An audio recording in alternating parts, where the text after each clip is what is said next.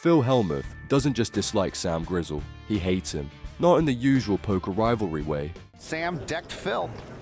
You gotta like Sam's chances in any fistfight, even though Phil's a lot bigger. But in a you punched me in the face in a parking lot kind of way.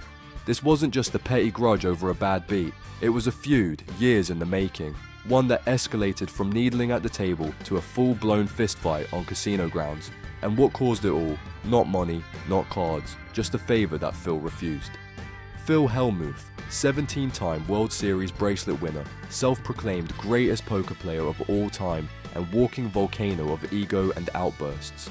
Known as the Poker Brat, he's made a career out of berating amateurs, throwing tantrums, and turning every bad beat into a Broadway performance. If you've spent even 5 minutes watching televised poker, you've probably seen Phil go off. He's the guy who calls his opponents idiots from Northern Europe, storms off in disgust, and somehow, despite it all, keeps winning.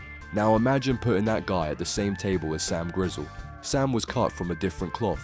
A southern hustler with a sharp tongue, a mean streak, and a gift for getting under people's skin. He wasn't known for trophies or flashy titles. He wasn't Hellmuth's equal in accolades, but in the art of needling, Sam was king. Grizzle could turn a throwaway comment into a dagger. He'd needle Phil about his play, his ego, even his looks. And Phil, who could dish it but not take it, would inevitably snap. But here's the thing.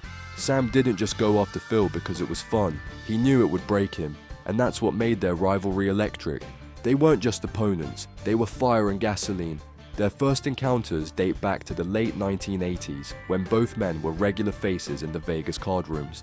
At the time, Phil was the young upstart climbing the poker ladder. Sam was already seasoned, older, sharper, and far more streetwise. He had been around long enough to know what made a man tick, and with Phil, it didn't take long. When they shared a table, it wasn't just poker, it was performance art. Sam would needle Phil over a fold, mock his lines of play, and throw in a song or two for good measure. Yes, literally singing across the table. He's a chip mover, he's a chip mover, he'd chant, just loud enough to send Phil spiraling. Their personalities clashed on every level. Hellmuth was theatrical, emotional, and saw poker as a battleground of respect. Grizzle was raw, sarcastic, and treated the game like a pool hall hustle. While Phil wanted validation, Sam just wanted a reaction, and he always got one. But things didn't stay verbal forever.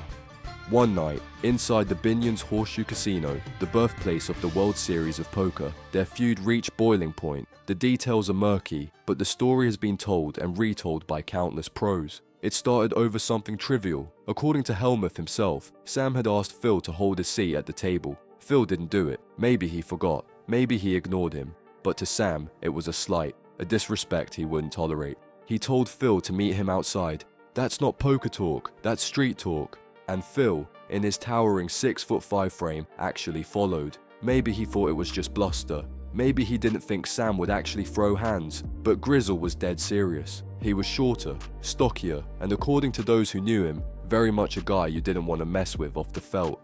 Out in the parking lot, without cameras or dealers or fans watching, Sam Grizzle knocked out the Poker Brat with a single punch. Hellmuth would later admit it himself. I have been in one fist fight since I was 10 years old, and it was with Sam. Ow. I've only been in one fist fight since I was 10 years old, he said, and it was with Sam.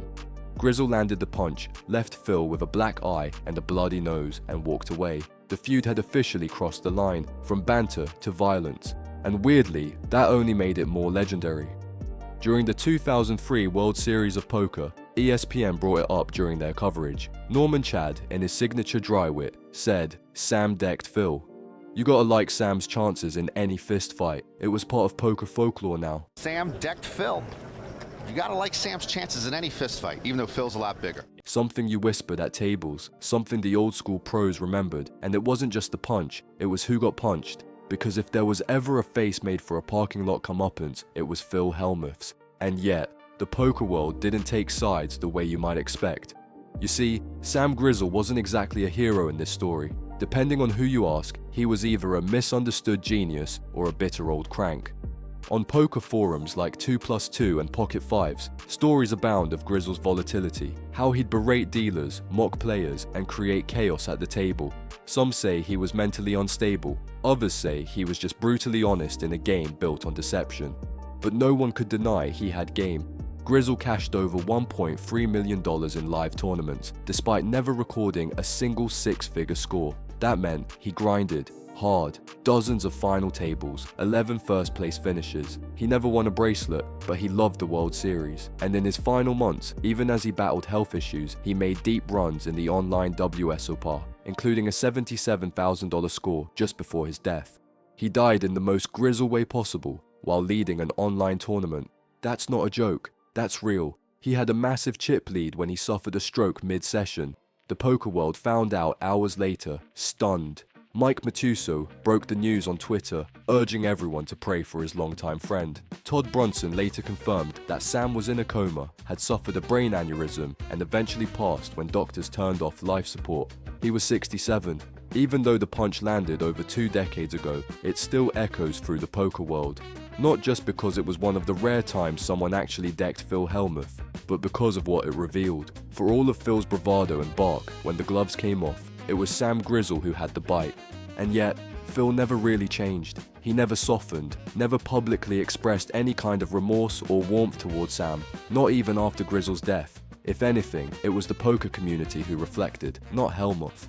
Players who'd once dismissed Sam as a crank began sharing stories, remembering the humor behind the madness. Some described him as one of the last true characters in the game. Others just said he told the truth, whether you wanted to hear it or not. But when asked about the feud, Phil's response was brief. "I've only been in one fight since I was 10, he said, and it was with Sam. No tribute, no reflection, just a footnote in his long list of controversies. That silence spoke volumes, because for all of Hellmuth's enemies over the years, and there have been many, none of them literally laid him out in a Vegas parking lot. None of them shut him up with one clean right hand. Sam Grizzle did what so many wanted to and never got the chance. And it stung. Even in the 2003 WSOP broadcast, years after the incident, when ESPN brought it up again, you could sense that Phil wasn't thrilled about the story still living on. But poker never forgets a good grudge. And this one, it became myth. So what did this rivalry really mean? It wasn't just two egos colliding, it was a culture clash. On one side, you had Hellmuth, polished, professional, and full of self-promotion. A man who wore branded hats, talked in third person, and compared himself to sports legends. On the other side, you had Grizzle, gritty, old school, and rough around the edges. He didn't care about optics, he cared about calling it like he saw it. And if that meant mocking Phil Hellmuth to his face, so be it. That's what made their feud so magnetic. It wasn't manufactured drama, it was real. You could feel it in every stare, every jab, every blow-up on the felt. And unlike most poker feuds, this one ended with a punch, not an apology. The saddest part?